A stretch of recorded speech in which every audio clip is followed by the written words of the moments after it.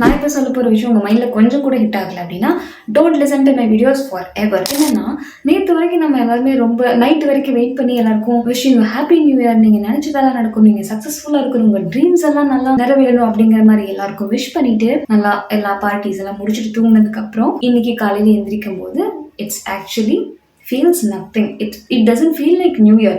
It's another simple normal day. அவ்வளோதான் இல்லையா? So இந்த நம்ம ஐ திங்க் நம்ம எல்லாருமே அதை பார்த்துருப்போம். பயங்கரமான கம்பேக்ஸ் எடிட்டு நான் வந்து 2026 யூஸ் பண்ண போகிறேன், ட்ரெண்டிங்கான ஆடியோஸ்லாம் நான் வந்து கேட்டேன் அப்படிங்கிற மாதிரி நிறையா எடிட்ஸ் எல்லாம் நம்ம பார்த்து சேவ் பண்ணி அப்படியே ஃபயர் வந்தாலுமே அதெல்லாம் என்ன யூஸ் இருக்குது? ஆடியோஸ்லேயும் அந்த எடிட்ஸ்லேயும் நமக்கு வந்து வெறி வரக்கூடாது. நம்ம லைஃப்பில் தானே நமக்கு வெறி வரணும். ஸோ எவ்வளோ நாள் தான் நம்ம இதே மாதிரி நம்ம லைஃப்பில் நம்ம ஆடியன்ஸ் ரோலையே ப்ளே பண்ணிட்டு இருக்கிறது?